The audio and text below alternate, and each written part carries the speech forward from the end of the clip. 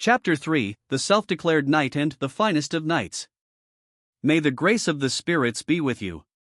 Climbing aboard the dragon carriage for evacuation, those were the words of prayer. Emilia left the expeditionary force upon her departure from Earlham village. To Subaru, that grace was as powerful as any blessing. With only the best intentions, Emilia was deceived via an exaggerated performance for her own sake and sent away from Earlham village along with the villagers themselves. Time continued onward. It was also after Subaru had made full use of Return by Death to capture Kitty, the finger from the witch cult lurking among the traveling merchants. Subaru watched the horde of dragon carriages run off as his eyes shifted to the formation of knights accompanying them. 10 knights had been selected from among the expeditionary force to escort the evacuating carriages. The chance the witch cult would detect the evacuation was low, but they'd sent a detachment just in case. The dragon carriages had 2 destinations, the royal capital and the sanctuary. Subaru knew nothing about the latter except the name, but the fact that Ram had given it her stamp of approval was proof enough it was safe. Their safety was no doubt far more assured than that of Subaru and the others facing the decisive battle with the witch cult. After all, the greatest combat power in the expeditionary force was escorting Emilia and the others. Sir Subaru, I pray for your fortune in battle. Take care yourself, Wilhelm, Subaru said after Wilhelm brought up the rear of the detachment from atop his land dragon. Facing the battle to come without Wilhelm was akin to rolling the dice. However, where the impending decisive battle with Betelgeuse was concerned, the Sword Devil's presence was not an indispensable element for defeating the madman. For that reason, fully aware it was a reckless request, Subaru had insisted on entrusting the defense of Emilia and the other evacuees to Wilhelm, to which he had readily agreed. Well, Petra and the others did jump at the chance to take care of Emilia. The children had merrily accepted Emilia aboard their carriage, just as Subaru had asked. The children had led Emilia by the hand, making her relieved that they had not rejected her. Remembering that scene, deep feelings of warmth arose in Subaru's chest and at the same time, pangs of guilt. Using happy feelings to fool Emilia into going along with the situation and escaping. I'd become quite a villain, playing with people's hearts like that. That stuff about me not reading atmospheres or human hearts seems like a lie now. Grimacing in self-derision, Subaru vigorously scratched his own head. It was too easy to dismiss his deceiving her as his hoping for Emilia's safety. Even so, the fact was, it had put her mind at ease. Besides, asking her to ride with the children had been a calculation by itself. Even if the lie's exposed, as long as someone holds Emilia back, the gentle Emilia probably couldn't shake off the hands of people concerned for her from the bottom of their hearts. Hence Subaru had intentionally created a situation where the children would bond with Emilia. She'll look down on me if that part ever comes out, so I'll keep that a secret for life. Puck, too, had agreed that it was better that way. The spirit, his fellow actor cooperating with the performance, or rather co-conspirator, would not be leaving Emilia's side. Emilia's security was guaranteed like never before, at least, he wanted to believe that. Looks like the village types and the half-demon girl left already. Looks like you did pretty good, huh? As Subaru collected his thoughts, he heard hearty Kararaji dialect tossed his way from behind. When he looked back, he saw Ricardo coming over, carrying his great hatchet with him. Subaru glared at the dogman's dog face and spoke. Stop calling my pretty Emilia a half-demon, you half-mutt. Oh. Getting called a half-mutt is surprisingly humiliating. I'll have to remember that one. He let loose a hearty, sarcastic laugh, and his forbearance drained the bitterness out of Subaru's strained smile. However, Subaru's cheeks soon tensed anew as he walked beside Ricardo and turned toward the forest. So how'd it go? Got the job done like I asked? Hey, we split up to hit them by surprise in places they never expected to be attacked, right? If I screwed that up I'd quit my post. Every last part went great. We kicked their asses all over the map. Ricardo amiably showed him the blood still stuck to his great hatchet, patting the map on his hip with his palm. Meaning we were right, the places marked on that map were where their hideouts were. That's what they get for being so methodical with their planning. You did good, bro. Ricardo bared his fangs. The original owner of the map on his hip was, in fact, Kitty the witch cultist. Thanks to his capture according to Subaru's scheme, they'd gained both his conversation mirror and his map. The map contained a highly detailed layout of the Mather's domain, and 10 places had been marked upon it. The markers were probably for witch cult hideouts, and to find out for sure, Subaru had sent Ricardo and company to the closest marker on the map.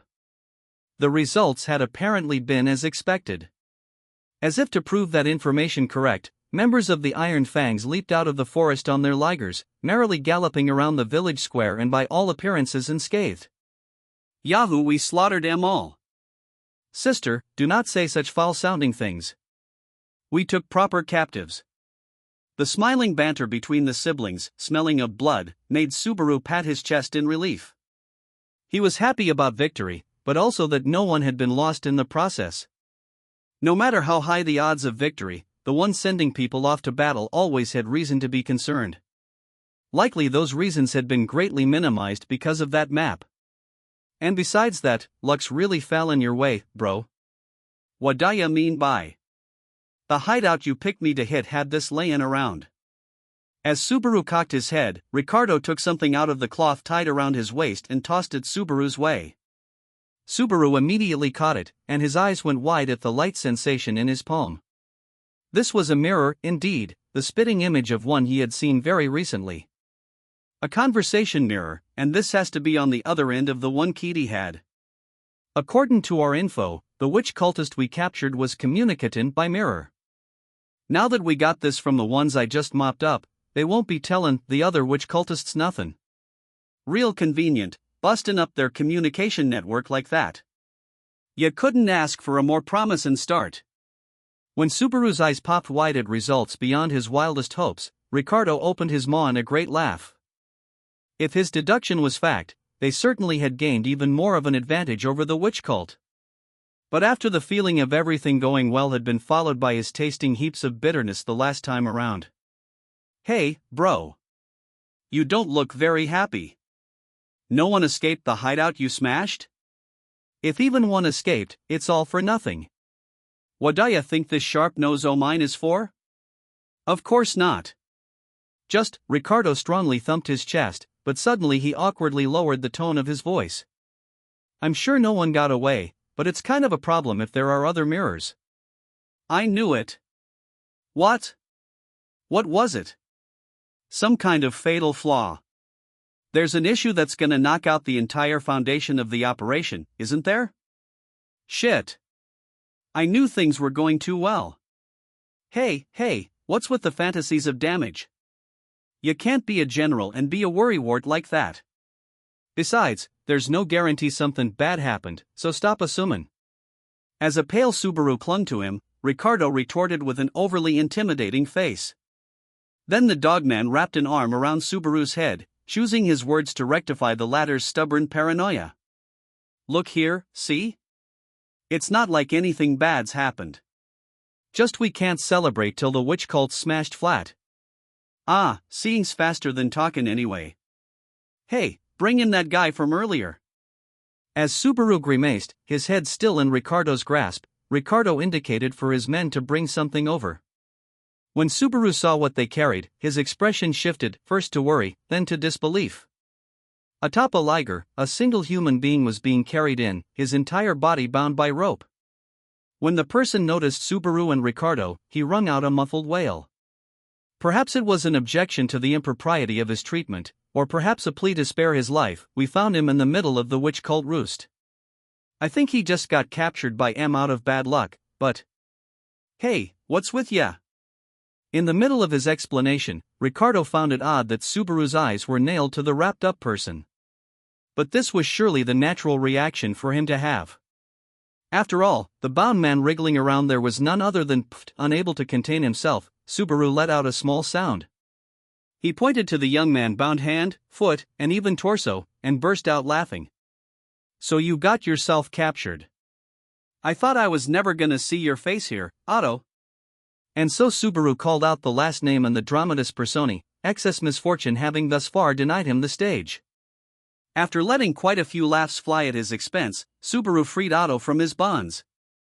Though I am not particularly inclined to simply say, thank you very much for aiding me. Hey, is that how you talk to the group that saved your life? You wouldn't want nasty rumors to spread, would you? What kind of base villain are you? What a person! Oh, fine, thank you very much. Thanks to you my life has been spared. Not that living brings any great comfort, damn it all. Half in desperation, Otto spoke his thanks to Subaru, who was bullying him with full knowledge of his precarious circumstances. Otto had been discovered when Ricardo and company raided a witch cult stronghold. Apparently he'd been affixed to a cross in a cave in the mountains, and he had been rescued on the verge of becoming a human sacrifice. Well, we can't rule out the possibility he's a witch cultist, so we should bring him back tied for now. We're treasuring him, almost like, let's keep him around just in case. It's nice to have a human sacrifice on hand when you need one. What kind of appraisal is that for someone you just met? I haven't done anything to you, you know? Red-faced and bound, Otto moved his limbs around and wailed at Subaru's overly harsh words. Well, setting that aside, said Subaru, brushing away Otto's frustration. So how did you wind up captured? If there's something behind it, go ahead and tell us. That is, something I truly do not wish to divulge for reasons of personal convenience. If you don't want to say it, that's fine. Incidentally, changing the subject, most of the traveling merchants gathered in this domain right now are heading toward the mansion of Marquis Mathers to make a little money. That's not changing the subject, though. I heard that, so I know already, you know? Ah, that's right. I am the fool who leaped at the fortuitous talk of profit, first in line charging down this treacherous road and captured through his own ill fortune. Go ahead, laugh. That's so? Glad you're all right, then. TCH, you're making me break into tears. What is with those hollow tears? Is not grasping at a fishy story explanation enough for you? Subaru pitted Otto and his wistful, energetic confession, warmly taking in the sight of him lamenting the inhumanity of it all. Apparently, his merchant nature had spurred him into some rather impulsive actions. Subaru was relieved that the impression he'd received from their previous encounters hadn't changed at all. Subaru's mischievous demeanor led Otto to let out a sigh of unbridled dejection.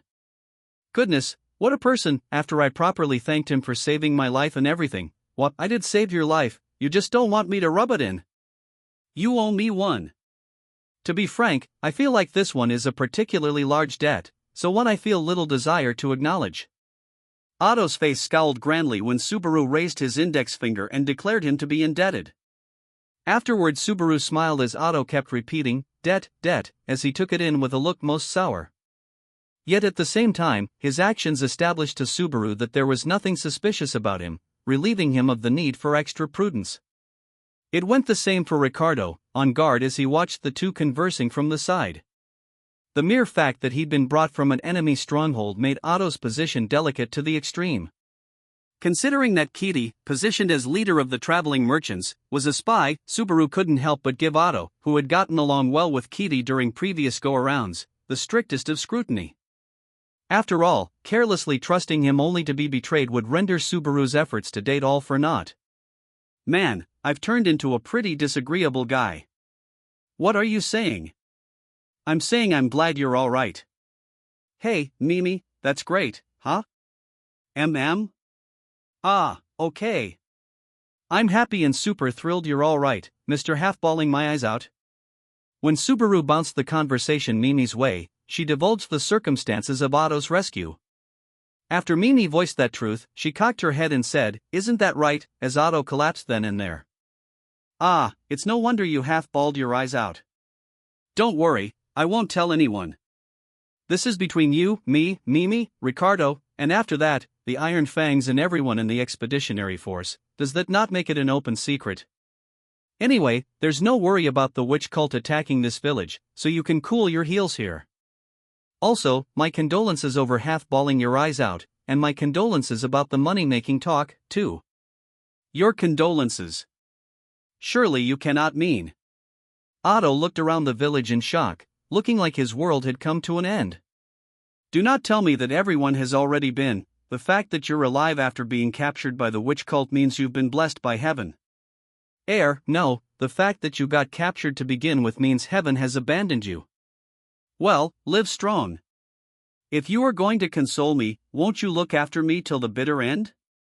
With Otto breaking into tears, Subaru gave him a pat on the shoulder and looked at Ricardo. As he did so, the dogman wrinkled his snout and tilted his head up. Apparently, even his veteran mercenary's eyes judged Otto to be an utterly harmless object of pity. Subaru thought of that as the silver lining in the cloud. So from here on, this'll be the front line against the witch cult. We've got a lot to do, but I can't think of anything you can do to help with that. Maybe you could sort out the list of the freight the other traveling merchants left behind? Will you pay me a fee for that? Man, even I'm surprised. You're even more desperate than I thought. Yeah, I'll pay. Someone here tagged along with Otto? With suspicions about him lifted, Subaru gave Otto a job to do and moved that concern to the back of the line for the moment. Instead, Subaru headed to the expeditionary force, just finished reorganizing its ranks with Julius at its head. You reunited with a familiar face, yes? Is that really enough warmth toward an old acquaintance? Julius, noticing Subaru's approach, turned toward him before he could say anything. Subaru grimaced at his words, pointing over his shoulder toward Otto, now standing facing the pile of freight. Behind the stupid laughs and the stupid conversation, I was suspecting he was up to something the whole time. My personality's gotten so rotten I'm starting to hate myself. Thanks to that rotten personality, we have come this far unscathed. I believe you should take pride in that rotten personality, though perhaps you should not express it in those exact terms. Your personality is pretty rotten, too. I guarantee it. Yes, have you two rotten personalities finished speaking yet? The exchange between Subaru and Julius made Ferris cock his little head and smile mischievously. In a vengeful mood, Subaru grandly curled his lips and spoke. What is it, rotten personality kitty ears? My, what a way to speak to me, meow. And Ferry tries his hottest for everyone's sake, meow. And your earnest efforts have always been of great aid. So what have you learned? I've managed to learn a few things about the fingers from the captured witch cultists. When Julius prompted, Ferris's smile vanished as he pointed to a cabin they'd commandeered. Ferris must have been directly checking inside the body of Kitty, the captured witch cultist held within. During the previous go-around, Ferris had suffered repeated anguish from being unable to stop the witch cultists from committing suicide. For that reason Subaru had been somewhat anxious about the examination of Kitty's body, but first, the cultists seem to have a magic stone embedded into them that turns into powerful poison for suicide purposes. But the fingers seem to get special treatment. Instead of poison, there's an explosion ritual embedded into them, so that when they kill themselves, they take everyone nearby with them. Sounds like it's not so much meant for stopping information from leaking out as for the Archbishop's possession, huh? If he needs to die so he can body swap, it's a given he'd counter being knocked out and tied up by killing himself. For suicide. But surely it is likely a method of external activation exists. What about that case? I was worried about that, too, so I nullified the ritual and ripped the whole thing out. Ferris had a simple answer to Julius's concern. But judging from Julius's wide-eyed reaction, that had been no easy feat. Ferris continued. Also, about the characteristics of the fingers that Subaru was so concerned about. It's not so much stagnant gates as having weird clumps of mana. I think the presence or absence of this sets the fingers apart from the regular cultists, and that the Archbishop of the Seven Deadly Sins can only transfer into the ones with this planted in them. So the condition for possession is the difference between the general members and the premium members of the club. What happened to that clump of mana? I melted it and scrambled it all up. So we can't really call him a finger anymore. You managed all that? That's huge. Subaru, his voice leaping at Ferris's report, grabbed his slender hand and vigorously shook it up and down. He had nothing but praise for Ferris's skill in checking so much in such a short time. Meow meow. Well, it's what you should expect of Ferry, meow. But it's also thanks to your figuring out that the fingers committed suicide a different way, Subaru. No, all the credit for this goes to you. You would have had a ton of regrets if it didn't work out. What the? Ferry would never regret anything where people like that are concerned. Ferris stuck his tongue out and pried his hand loose from Subaru's shake. Subaru made a pained smile at Ferris's teasing demeanor. Ferris would never know it, but Subaru was congratulating him for winning the rematch from the last time around. Besides, thanks to Ferris's valiant efforts, he'd largely managed to piece together a hypothesis. Besides, if you neutralize the conditions for possession, that prisoner won't die, right? However vile his tongue, the gate inside his body has been set straight. We should bring him back to the royal capital and treat him as a precious source of information. He fainted from the pain of pulling the ritual out, and he's still out cold. Ferris closed one eye and guaranteed that Kitty's life was safe, if nothing else. Subaru couldn't conceive of the pain of having the ritual ripped out of him. And then, we've finally managed to take a single proper prisoner. There's no need to take more risks. You see what I'm getting at? What, you think at this point I'm gonna go soft weighing those guys against the people important to me? When Ferris's eyes questioned his resolve, Subaru nodded to them without showing even a moment's pause. To bring down the Archbishop of the 7 deadly sins of sloth, the witch cultists had to be wiped out, fingers included. That meant a literal battle of annihilation. And it was none other than Subaru Natsuki who would sound the signal for that battle to begin. You really have straightened yourself out, Subaru. As Subaru clenched a fist, Ferris narrowed his eyes, murmuring as he gazed at the side of Subaru's face. The contents of that murmur brought a pained smile over Subaru as he slumped his shoulders. Hey, now, don't put it like that. It doesn't sound like much of a compliment. I'm not complimenting you. You've gone from bad to normal. Don't get carried away with yourself, meow. With an adorable face, Ferris laid into Subaru until the bitter end. He'd probably been the person to judge Subaru the most harshly of all since they'd departed the royal capital. That was probably because they both lacked the power to do battle by themselves. Those who can't fight alone are stuck together, for better or worse.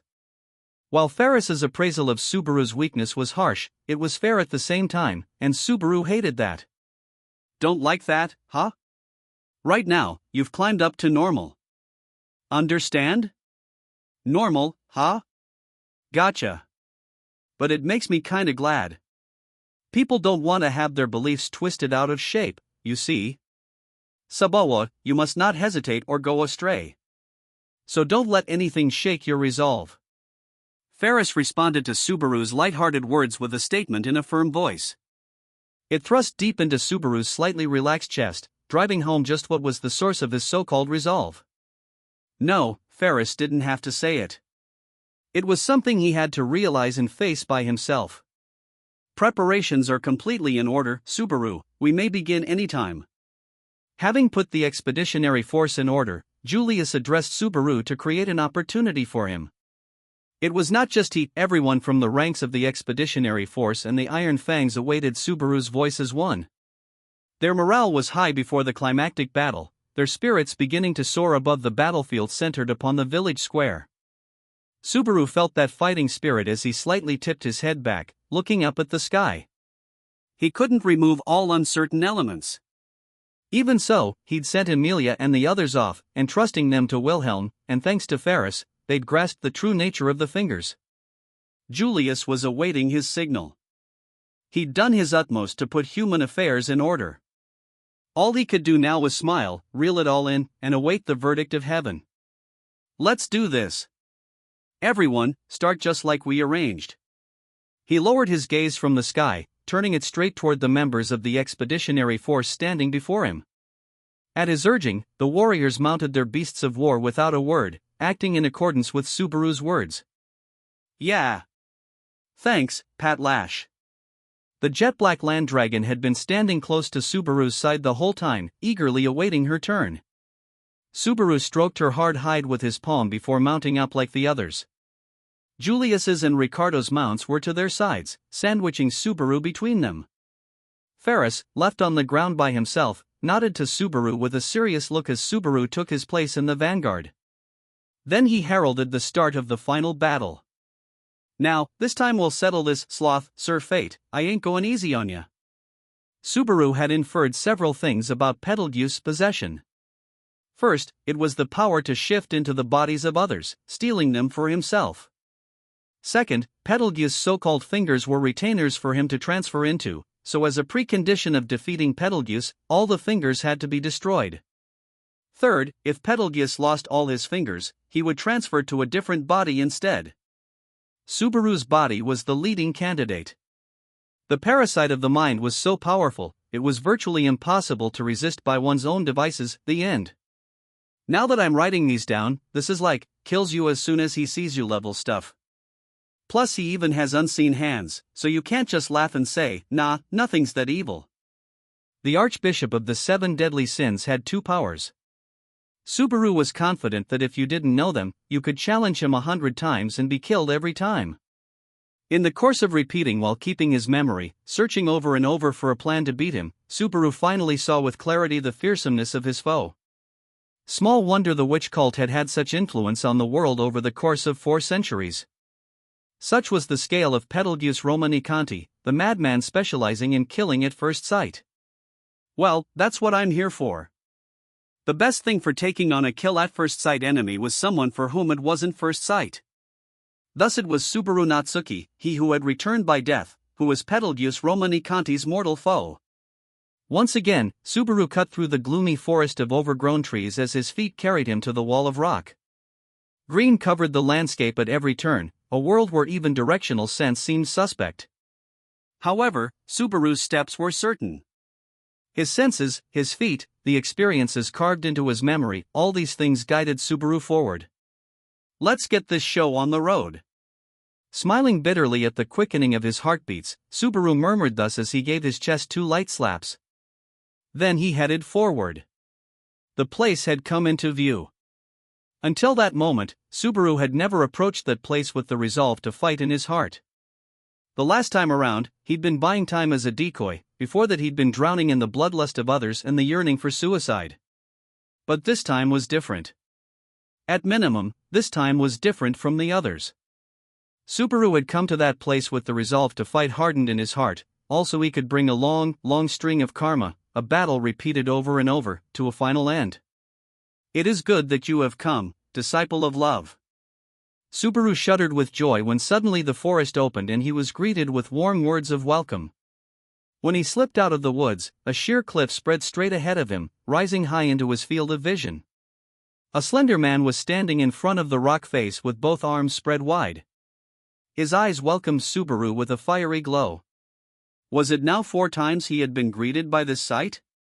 No matter who it was, when you saw someone's face repeatedly, you let the person into your heart to a certain extent, but it seemed that was impossible so far as this man was concerned.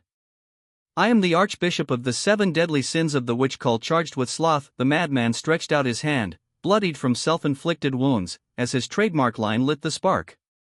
With his eyes drenched in madness, the man arched back, stuck out his tongue, snapping his eyes wide as he said, Betelgeuse Romanicanti. With a flutter of his black habit, the madman loudly proclaimed his name with a clap of his bloody hands. Betelgeuse proceeded to stamp the ground, breaking into a happy little dance as he laughed with delight. It is a fine day, a splendid day. To think that this day, the day of the trial, I would be greeting a new adherent of love. I am moved, greatly moved to tears, my chest is on the verge of bursting. The madman let spittle fly as he embraced his own body of skin and bones. Subaru harbored disgust for his eccentricities, but he was accustomed enough to smooth over his facial expressions in the man's presence. On top of that, Subaru executed the operation just as agreed upon beforehand. Namely, Lord Archbishop of the 7 Deadly Sins. It is a pleasure to meet you for the first time. These words spoken, Subaru rushed over and knelt at the madman's feet. He touched his left hand to his chest, raising his right aloft as he bowed his head with utmost respect and spoke. I am truly embarrassed to have made it to you on the very eve of this trial. Lord Archbishop, by all means, please use this body, this soul, to fill any vacancy among the faithful, and add me to your fingers with all haste. Thus, with an excess of bombast, did Subaru speak bald-faced lies. He proclaimed his prepared lines with a high-pitched voice, infused his face with maximum reverence that went only skin-deep, and silently awaited the madman's reaction.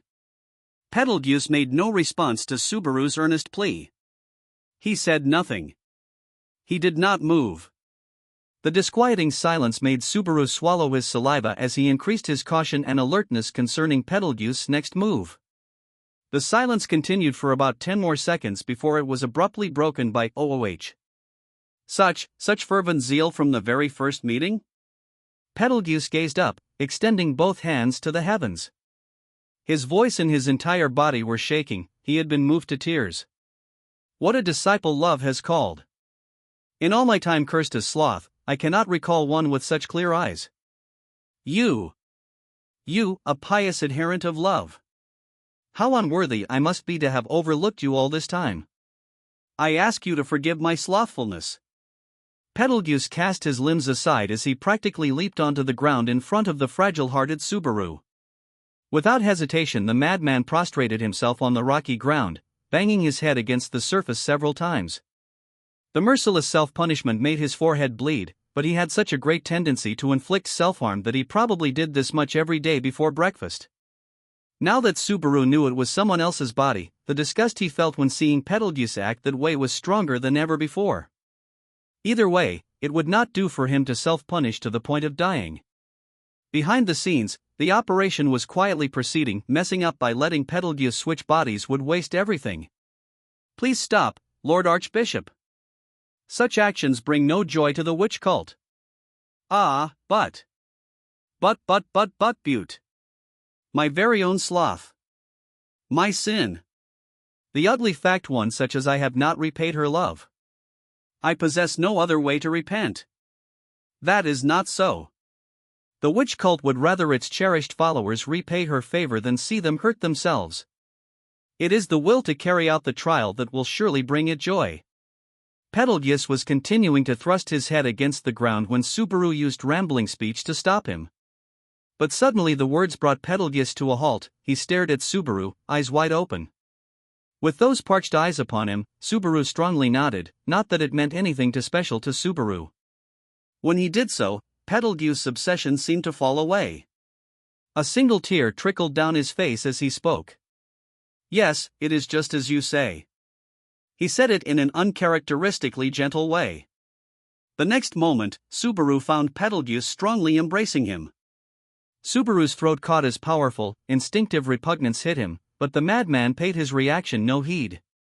Betelgeuse grandly wept, wiping away neither his flowing tears nor the blood on his forehead. Ah, I am wrong, I am deeply mistaken. Yes. The trial. What I require is not to punish, judge, or slay myself, but the trial. What terrible slothfulness, forgetting that while wallowing in the joy of my own wounds. I thank you. I thank you.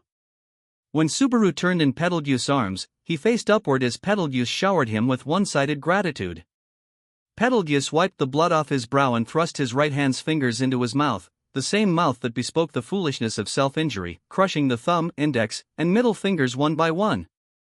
I am worthless if I am slothful. Diligence is the most valuable thing in this world, and in this world, sloth is the worst vice that I must abhor. I must repay her love. He was in a precarious, incoherent state in which word and deed were no longer aligned.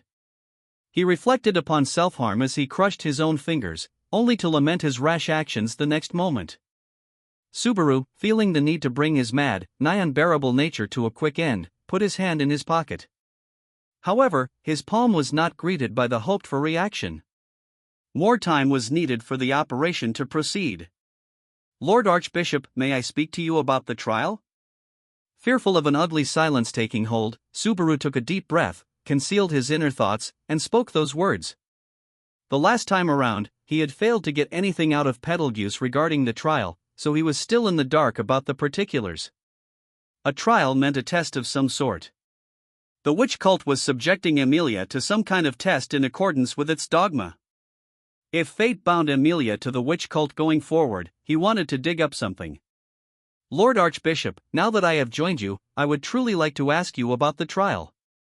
The trial, when the words haltingly trickled from Betelgeuse, his expression suddenly lost all emotion.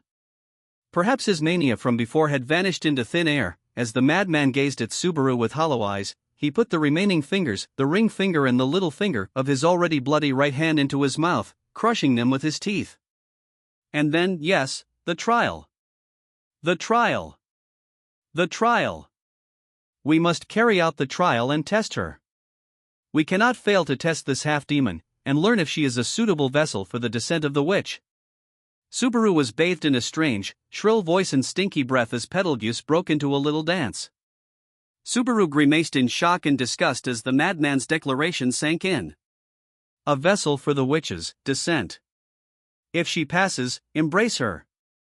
If she fails, eliminate her. We must test the half-demon's capacity to accept life, whether she is suitable for the witch, whether the witch's love can be sealed within. And the trial is how we determine this. The madman responded to Subaru's doubt-instilled voice with his own mad voice, raising his hands above his head in the process. The words struck Subaru like a revelation. He was horrified by the comprehension he had gained. Vessel. Witch. Descend. If he could take the meanings of those words at face value, then. If the trial determines she's a suitable vessel for the witch will descend into her body. Someday that fateful day shall arrive when the witch is resurrected into this world. We exist to bear witness to that moment. And for this purpose I, and my fingers, shall exhaust all efforts. This is my love. Betelgeuse was moved to tears, for in his world, it was the most blessed occasion conceivable. The sight of the madman before him made Subaru sick to his stomach. Based on all that, all the acts of savagery Betelgeuse had engaged in, all the slaughter he had perpetrated, and his pushing Subaru's heart to the breaking point had been because you people don't see any value in Amelia herself, do you? To them, Amelia was nothing more than a box into which they could stuff the soul of the witch.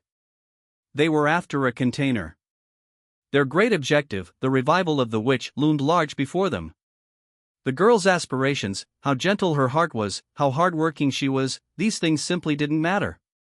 This was at once bottomless contempt for Amelia as an individual girl and, to Subaru, whose heart was greatly swayed by her existence, a humiliation difficult to endure.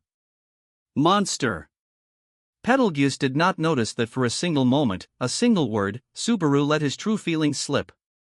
He did not think of burning a village to the ground as excessive in the slightest if it was for the sake of his villainous goals. He could casually dismiss the life story of each and every person he laid hands upon, brushing their dreams and futures aside. That was why Betelgeuse and the witch cult were Subaru Natsuki's enemies. Lord Archbishop, I have humbly heard your esteemed views. Hearing the ideals of the witch cult, and your determination to win, I am truly, deeply impressed. Let's make certain this trial succeeds. Oh! You are indeed splendid. Yes.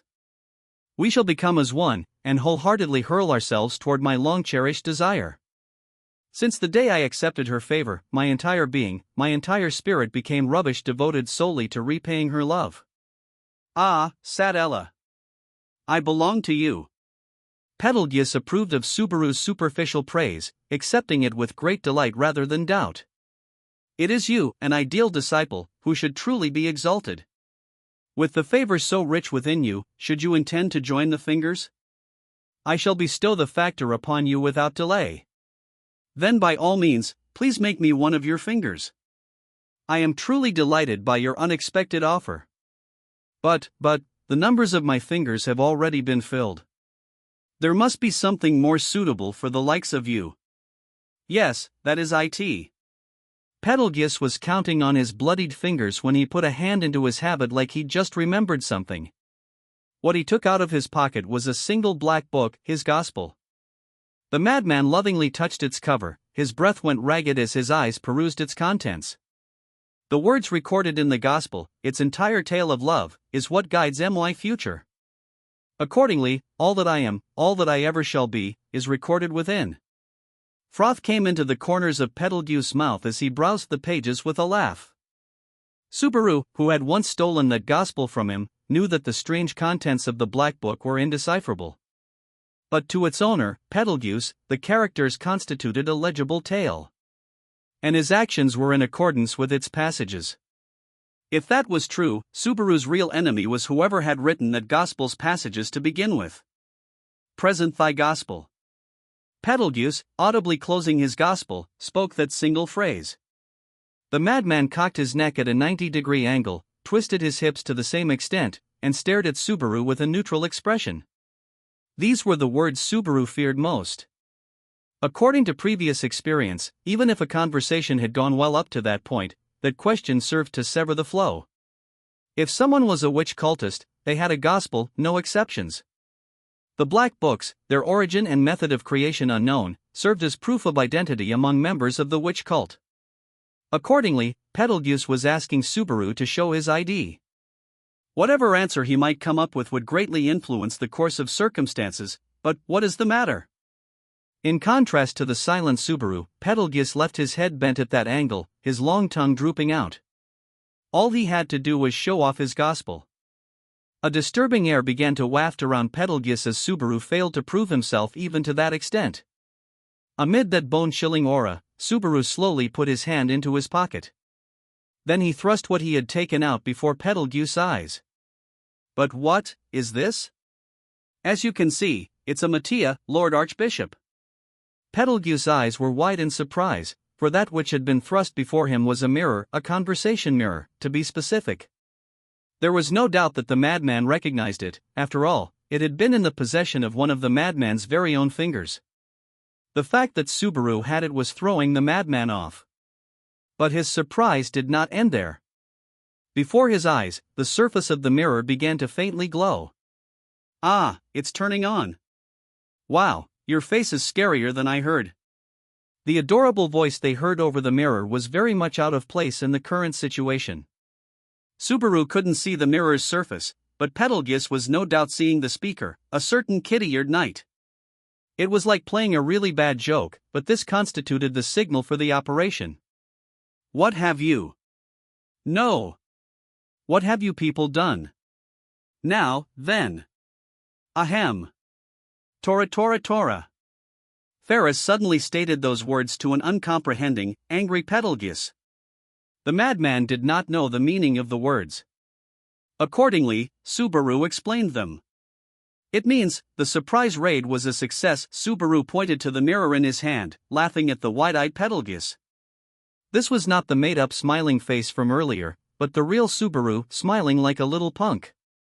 Wha? You don't look like you'll understand no matter how many times I say it. Well, don't worry about it. With Betelgeuse thrown for a loop, Subaru continued his full, beaming smile as he raised a hand above his head.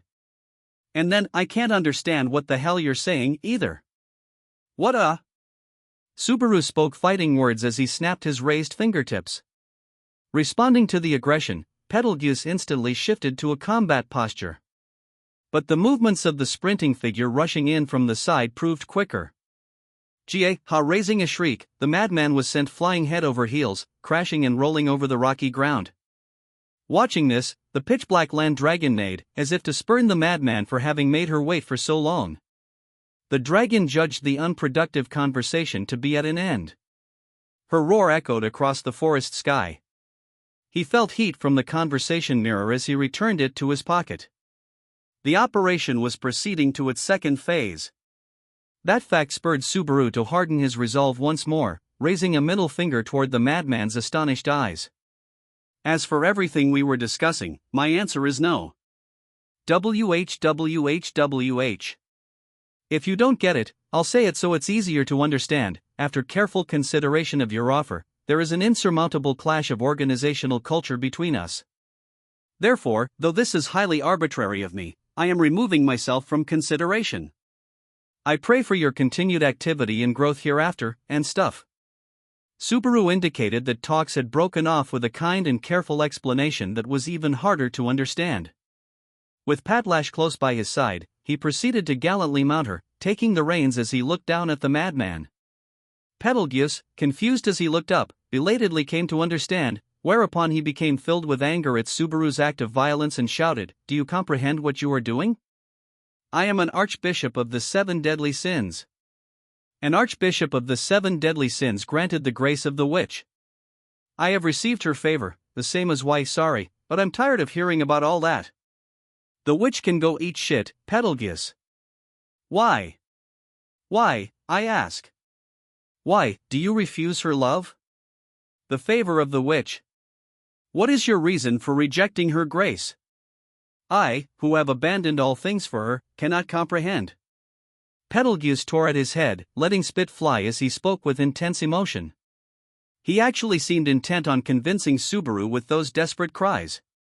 If so, exchanging words with Betelgeuse truly lacked even a single shred of worth. When I look at you, I sympathize with you a bit, too. But let me tell you this. Subaru paid the madman's delusions little heed as he recalled the intricacies and rampages that had arisen from his own heart. He professed that he was right, asserted that everyone around him was wrong, and had spent his time wailing and engaging in temper tantrums like a child. I see. It really is unbearable to watch. This is like the horrible example everyone should learn from. Right now, you're the one who's crazy, and I'm the one who's right. It ends here, Betelgeuse. And so he bade farewell to his own mistakes. There had been nothing tying Subaru and Betelgeuse together in the first place. The madman, too, instantly understood that it had all been a performance and a fraud. The next moment, his decision was cruel and severe: violence, heresy. You shall pay for this. I shall rend you limb from limb and offer your soul to the witch. Betelgeuse's laments cut off in an instant. His shadow seemed to explode, spreading and swelling as it became a multitude of pitch-black arms. These objects of overwhelming density cascaded towards Subaru like a waterfall to rip him limb from limb, wring his neck, and violate his soul, just as Betelgeuse had declared. But why? Hey, I was playing tag. You're with demon beasts in these parts just 2 months ago. Patlash surmised Subaru's intentions through his unskilled use of the reins, moving more than she had been commanded. The wise dragon's movements deftly evaded the evil hands pursuing them as she leaped, escaping beyond the area of effect. The distance between them widened. Betelgeuse could not conceal his shock at his perfect opening attack being foiled. His eyes and mouth opened wide, so much that they nearly tore, and he wailed, "Just now. Those movements. You evaded. The favor granted unto me? Impossible, insufferable. Why can you see my authority? Who knows? The witch left her scent on my body, so go ask her. Oh, did I mention that unlike you, the witch gave me a meet me anytime permission slip? What do you mean by? You blaspheme the witch, said Ella, by feigning closeness to her. Hey, we're so close she reaches out and grabs me by the heart, literally. Subaru added a wink, taunting Betelgeuse with a maximum of ridicule. That moment, the madman's tolerance instantly reached the boiling point. His face went red with rage as he bit his own fingers to the core. A dull sound rang out as his teeth snapped the fingers, crushing nail, flesh, and bone alike. Responding to his intense emotions, the shadows swirling around the madman increased in density. Their total number increased, and even for Subaru, able to see the invisible evil hands, the difficulty level had just been jacked up.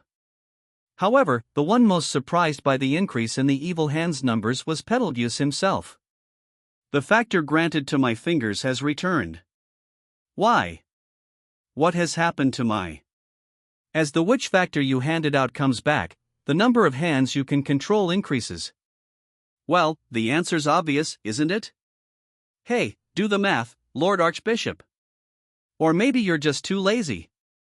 Betelgeuse was at the mercy of consternation and rage when Subaru redoubled his taunt. When it came to getting under other people's skin, Subaru Natsuki came second to none, but an opponent like this, with zero resistance against instigation, was practically dancing on the palm of his hand. Exactly as planned, Betelgeuse was so angry that his face was dark red, thrusting his bloodlust-infused fist towards Subaru and sending the arms to bluntly smash him flat and rip his very life out. Patlash! The land dragon grasped Subaru's intent, continuing to evade the carpet bombing like unseen hands offensive with frightening accuracy. She was so dependable that Subaru truly couldn't bow his head enough to her. Subaru judged that they could continue to hold out against the first wave of attacks. Operation Stage 3, let's go. Just how many petty games do you intend to play? Against my diligence, this is all futile. Betelgeuse readied himself for a counterattack, but the next moment, Subaru's action made his words choke in his throat. Turning your back to me. Just how much do you intend to mock me? Sorry. But your stinky breath is making my eyes burn, so I have no choice. With a command to Patlash, Subaru moved away from the rocky area and made a beeline for the forest. Patlash violently trampled the grass, blowing open a makeshift road like the wind itself as they distanced themselves from their foe. Do not think that I shall allow you to escape, Betelgeuse shouted, but in contrast to his words, he crouched down then and there. The instant after he did so, he sat holding his knees like a gym student as a shadow grabbed hold of him, hurling the madman toward the heavens. As if in a twisted game of catch, his body sailed with ease until another evil hand caught him. Catch, throw, repeating this over and over, Betelgeuse was hot on Subaru's and Patlash's heels as they fled. It was nightmarish pursuit, and it was not only he who pursued the pair. Now, come forth. He mocks and scorns the exalted witch, violates her trial and her favor. Rend his flesh into tiny pieces and offer him to the witch. When Betelgeuse's command fell from the sky, witch cultists hidden in the cave under the cliff appeared in the forest without a sound. They had not attended Subaru and Betelgeuse's conversation, but now that they knew Subaru was their foe, they had no reason to hesitate. Their steps seemed to glide along the ground as they pursued Subaru and the land dragon. Betelgeuse was above the treetops, and at their backs, the witch cultists were ferociously chasing them. Here they come, here they come, here they come. Patlash, hang in there. At Subaru's highly imprecise command, Patlash dealt with the crisis using her own judgment. She opted for speed, crashing through the slender trees that impeded her large frame. She trampled upon roots, vaulted over a depression, and snapped leafy branches apart as she charged straight forward, heading for their destination by the shortest possible route. Futile. Meaningless. I shall catch up to you. Even that diligent land dragon's resistance shall be blotted out, overridden by diligence of my own. From afar, mad shouts poured down upon them, and the tyrannical evil hands poured down like a waterfall. They aimed at the sprinting Patlash, each landing in the forest with all the force of a cannonball.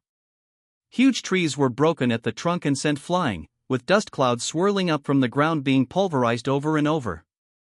But, despite that waterfall, the dust cloud, and the madman's hatred pouring down, the land dragon ferociously burst through. Patlash, neighing loudly, was not unscathed.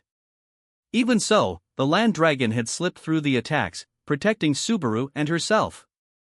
She had faithfully seen all Subaru's clumsy commands through. Sorry for leaning on you this hard. You're the best, Patlash. However. It ends here. Betelgeuse's cackling, laughing voice interrupted Subaru's praise for his favorite dragon's valiant efforts.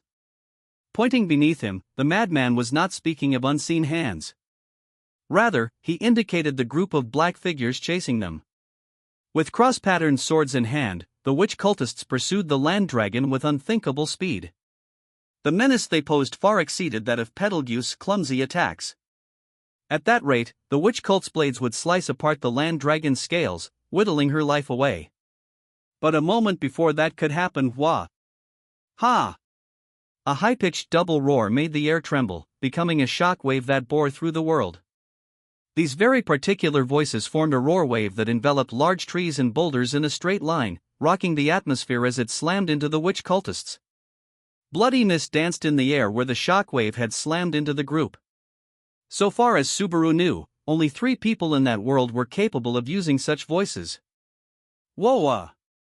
You were in a super tight spot, mister. You were totally gonna die just now. You were in danger of slightly missing the rendezvous point. This is thanks to Sister's intuition. With a great and silly laugh, the Beast People siblings, Mimi and TB, lined up alongside Subaru riding their large dogs. Their roar wave having rescued him from peril, Subaru looked over to them and raised a fist. Hey, I was going all out back there. But thanks, I thought I was gonna bite it. Oh, thank you. You are very welcome. Yay! I understand your feelings of confusion.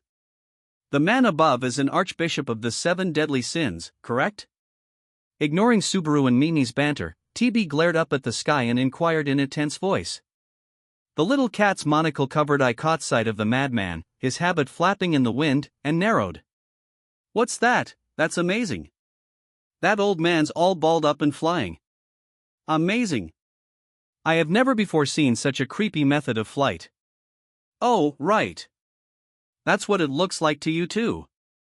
Subaru, able to see unseen hands, and Mimi and TB were viewing reality differently.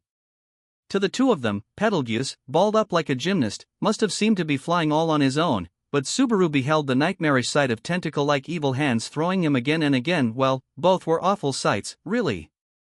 Either way, I'll deal with that one. Take care of the rear just as planned, Kay? Understood. Let us go, sister. Oh yeah. Ah. Mister. Subaru would continue his dramatic escape from Betelgeuse while leaving subsequent witch cultists to the two of them. But just before changing course and departing, Mimi raised her hand to Subaru. If you win, it'll be really cool. Yeah. Leave it to me. At Mimi's words, Subaru gave the little cats a thumbs up as he leaped forward, praying they would have good fortunes in battle. Split apart by the roar wave they'd eaten, the witch cultists bore down on the pair, weapons in hand. At that point other members of the Iron Fangs, Rajan and company, leaped in from all directions, whereupon general combat began.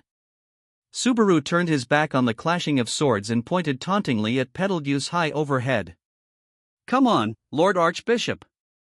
If you get distracted by kitties and lose track of me, you'll never live it down. How far will you go, why? Naturally, even Betelgeuse's cheeks stiffened as his attacks were thwarted over and over. Having arrived in the current situation from having lost himself to rage, the madman finally realized that he was in a disadvantageous circumstance. His fingers lurking in the forest had been destroyed one by one, his unseen hands, in which he'd held absolute confidence, had been seen by another, and that very moment, his disciples had been ambushed and split apart, and Betelgeuse was alone. Did that situation not mean he had been dancing on Subaru's palm in every way? That cannot be. There is nothing recorded of this in my gospel. What are you, then? You receive favor, and yet you belittle the witch. You resist, you obstruct the trial I conduct, thwart my plans. In midair, Betelgeuse clutched his gospel, holding it high as he shouted. His fingers had been taken away, and his authority was ineffective. He did not know it yet, but Amelia and the others had already been evacuated, so his vile acts to bring about the trial had failed before they had begun. Perhaps, to Betelgeuse, this was what a nightmare looked like. What are you? Betelgeuse screamed at the absurdity of it all, froth rising to the corners of his mouth. Subaru calmly replied, I'm doing this for the fourth time. When it comes to nightmares, I've seen enough to kill me. He didn't care about Betelgeuse's confusion or his laments. Deny it all he could, it was useless. The instant before his eyes was the future he'd crossed multiple nightmares to reach. You truly. Your pride, my name is Subaru Natsuki. When Betelgeuse shouted tenaciously, teeth creaking, Subaru invoked his own name. Knight of the silver-haired half-elf, Amelia. I don't know about this pride business, but that's the only title I need. The rest can go to hell. He silenced Betelgeuse with a point of his finger and his caustic words. The next moment, the forest opened all at once. Ahead, another rocky place appeared, but this was not the rocky place where Subaru and Betelgeuse had faced off earlier. That said, it was not Subaru's first visit to the spot. There, once upon a time, Subaru had lost his life. What is this place? Earlier I came to an end here.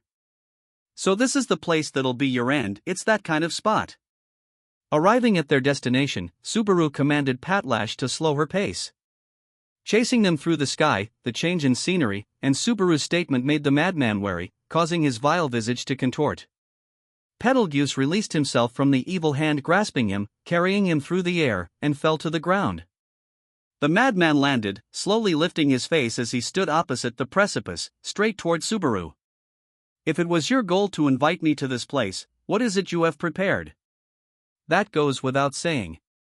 A mortal enemy, yours and mine alike. When Betelgeuse asked in a low voice, Subaru dropped from his land dragon and declared as such. His words made the madman grimace. Subaru closed one eye. When he did so, mortal enemy? Once again, it is quite something, the ways that you address me. The interrupting voice of a third party made Betelgeuse's head practically bounce as it swiveled around.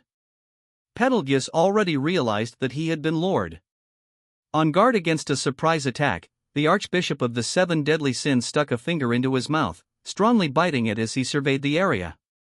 But his caution against a surprise attack was utterly meaningless. I did not believe I would ever have another opportunity to hear such words again. Saying this, the speaker leaped straight down from the top of the precipice to the rocky ground below. A surprise attack seemed unthinkable to him as he landed lightly, using a finger to set his handsome hair, askew from the wind, in order. Betelgeuse stifled his voice as his eyes widened, gazing at the handsome figure. However, the handsome man merely stood at Subaru's side, saying nothing of the madman's threatening gaze. Subaru glared at the side of his calm, collected face, grimacing in pronounced annoyance. "What, you've got a problem with my announcement?" "No, I was concerned that you might be recalling previous events of which you could not be unashamed. It seems you are truly audacious. I am impressed that you would say such a thing in front of me, even now. How about I repeat it in your sleep so you see it in your dreams? I shall pass. Once is quite enough. Should I hear such a statement a second time, it shall be difficult to sear from my memory." Drawing his slender sword, the knight answered Subaru's biting sarcasm with sarcasm of his own. Subaru couldn't even remember how often the sight of his perfectly kempt royal guardsman uniform and his purple hair swaying in the wind had annoyed him. It burned him that that abominable sight was so dependable that moment. Julius Eucleus, assigned to the Knights of the Royal Guard of the Kingdom of Ludunica. Identifying himself, Julius poised his drawn knight's sword, pointing its tip toward the madman. The next instant, lights of 6 different colors rose up and swirled around Julius, demonstrating their power to the wide-eyed Betelgeuse. "I am the sword of the kingdom, the sword that shall strike you down. A spirit knight, I es it. Just how far, truly, just how far will you?" Betelgeuse's teeth clenched as he received those spoken words. His anger was not so much directed toward Julius for joining to battle as toward the quasi-spirits nestling close to him. On top of that, the madman glared at Subaru and spoke. "So this, too, is your doing. Never before have I been so humiliated. That so? Well, do enjoy, this is your just deserts, Wisey." Subaru replied to Betelgeuse, in whom so much hatred seethed that he clenched his teeth hard enough to split them. Then Subaru patted Patlash on the head, commanding her to depart from the battlefield. "You've been a big help this far. We'll settle the rest." Patlash rubbed Subaru's head with her nose in apparent concern before slowly shifting from the rocky place to the forest. Seeing her go, Subaru took a deep breath. "Let's do this, Julius." "You're fine with this?" Julius inquired. Subaru threw his shoulders back at the question. Unshakable determination rested in Subaru's eyes as he opened his mouth and spoke. "I won't retreat, I won't bend, I won't lose. I don't want to lose anyone else. I am the man who beat you terribly. Though I swear even now that I had significant reason for doing so, that is no more than self-righteousness so far as you are concerned." Julius answered Subaru's resolve by speaking of the unforgettable karma that existed between them. Those words suddenly stirred bitter, out-of-place memories. The humiliation and anguish of that time came vividly rushing back, as if something sharp bit deep into his chest. "I am not digging up the past in the hopes of washing away the shame. Your resolve is weighty, formed by each decision and action you have taken along the road to this point. Accordingly, I ask you, at this juncture, can you carry out your long-cherished desire with me at your side, not dispirited in any way? Can you trust in me?" Julius's question was extremely vague, coming off as out of place and even vaguely immature. But his meandering drew Subaru's attention to the barbs continuing to assert themselves in the deepest parts of him, a necessary ritual, so that he might turn and face them. At the Royal Selection Conference, Subaru had put on a disgraceful display. At the training ground, his good name was not restored, but rather smashed all too perfectly at Julius's hand, his infamy redoubled. The devotion of one girl had continued to motivate Subaru, enabling him to rise to his feet again. And now that he stood and faced forward, there was a different girl he wished to support. Guided by these twin lights, he struggled against fate. He wondered, How could he put the feelings from back then into words now? What kind of passion did he hold? What fierce emotions scorched within him? What colors of light burned bright within Subaru at that time, in that moment? I really hate you. Yes, I know. That graceful air you give off annoys me, the way you talk sounds stupid and shady, and on top of that you clearly look down at me, and now that I think about it, you kissed Amelia's hand the first time I set eyes on you. When someday I'm lavishing kisses over Amelia Tan's entire body, what, that's gonna be an indirect kiss with you? Gimme a break. When he thought back, he'd hated Julius even before they had exchanged words for the first time. The entire sequence of events leading to Amelia's treating him cruelly began with Subaru's antagonism toward Julius. At the Royal Selection Conference, it grew significantly, at the training ground, it exploded, and the ashes continued to smolder thereafter. Even that very instant, they remained very hot, never ceasing to scorch Subaru's breast. You broke my hands and feet, cracked my skull, you even chipped my permanent teeth. Even if they all got healed up, you'd expect the trauma to be real for anyone.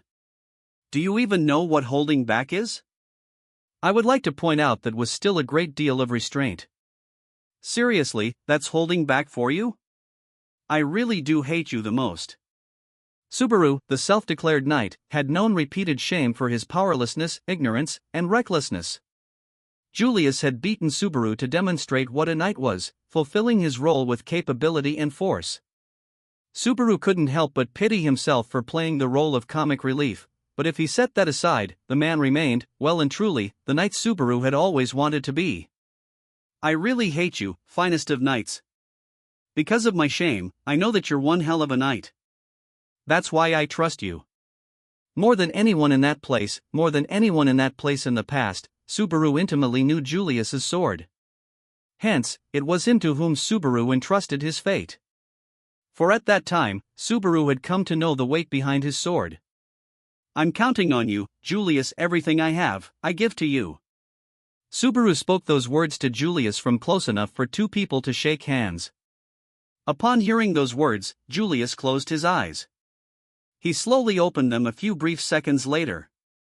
Julius beheld Subaru in his yellow eyes, nodding strongly toward him. Then I shall answer that shame with all my spirit. When his sword rose, pointing to the heavens, the quasi-spirits granted their blessing to Julius's decision. The vibrantly colored quasi-spirits seemed to revolve around the sword as they danced in the sky. Among them, the two quasi-spirits colored white and black emitted the strongest light, and this increased still, strengthening and rising until Subaru's vision was practically burned away. Then, when the light shining on the battlefield with the precipice at its back finally relented, the madman moved. Has your farce finally reached its end? Betelgeuse, who had kept his silence while watching the exchange between Subaru and Julius, inclined his head. His eyes were bloodshot as he pointed two bloody fingers toward the pair, creating countless vile, pitch-black hands in the process. And just what can you do with the addition of a single spirit knight to the fray? It is absurd that any mere spirit could hinder me, my path, my love, my diligence. You shall fall. I shall tear the others to pieces. I need only commence the trial anew. For my diligence knows no slothful surrender, nor demise. Sloth.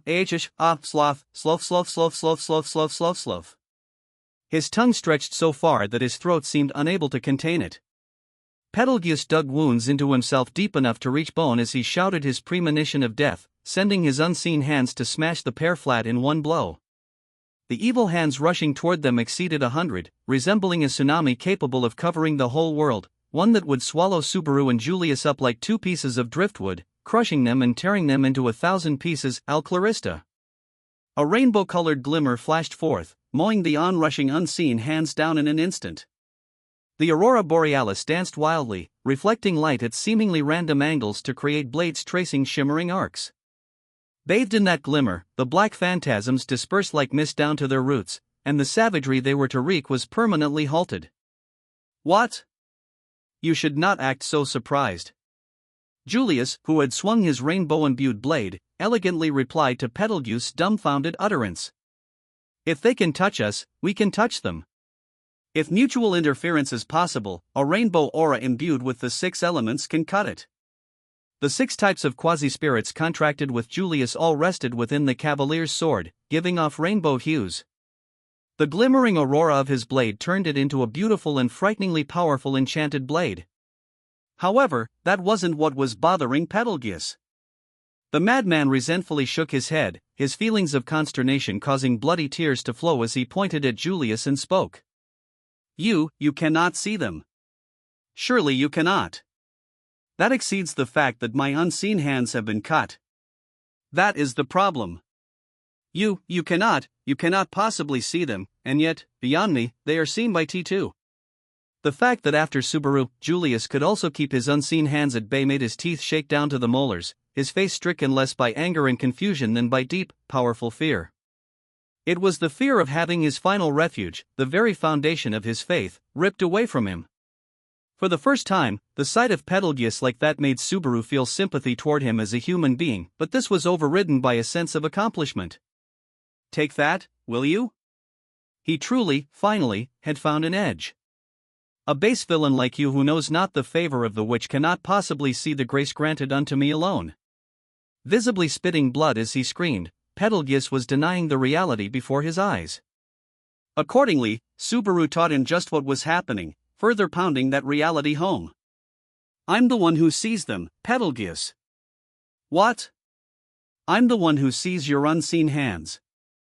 Julius is just seeing what I see. It feels even ickier than I expected, though. This was the quintessence of Nect, the magic to share one's thoughts. Normally the magic was used to link together the minds of human beings within Nect's area of effect, enabling simple telepathic conversations. However, it required careful use, as befitted high-ranking magic. Once Julius had explained the dangers thus, if the empathy level is too high, the boundaries between the self and others become blurred, and beings become mixed with one another. If you mix 2 minds together enough, in other words, synchronize the senses, raising the effectiveness to its highest extreme, it is possible to mentally maintain 2 persons' senses joined as one, though I had certain doubts about your sanity when you first made this proposal. But we pulled it off, didn't we? When you put men and courage together, they can do anything.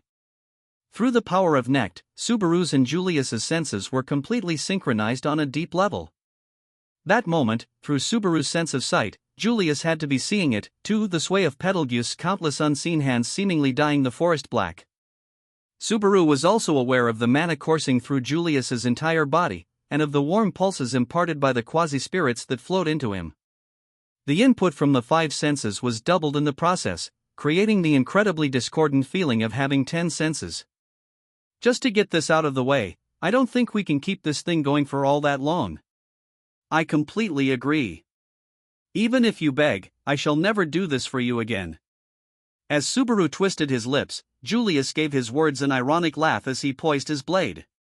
With the aura-imbued cavalier's sword, even unseen hands, Betelgeuse's trump card, could be opposed head-on, but neither of them had any room to send a shred of pity or mercy the madman's way. Why you, Ohio you. Betelgeuse wailed as his unfocused bloodlust made the shadows explode. Evil hands beyond count scattered and flew in all directions, forgetting even to aim as forest, ground, and boulder were destroyed, shorn, and sent flying. The shameful sight of the madman surrendering to his basest impulses was so repulsive, it made one want to turn away, but Subaru clenched his fist tighter, not averting his eyes in the slightest. He absolutely could not avert his eyes for the remainder of the battle. From the opening to the conclusion, Subaru had to burn the battle into his eyes for both their sakes. Doesn't feel too good to have my fate and yours be one and the same, let's get this over with. Yes, so we shall. The knight sliced away the pitch-black evil hands pouring down upon them. With a horizontal slash, he neatly sliced one onrushing hand in 2. Julius watched as the arms thus burned away turned into black specks, scattering only to be swallowed by the wind and carried away. He laughed and said, "With your eyes, I shall strike him down, Subaru Natsuki, my friend."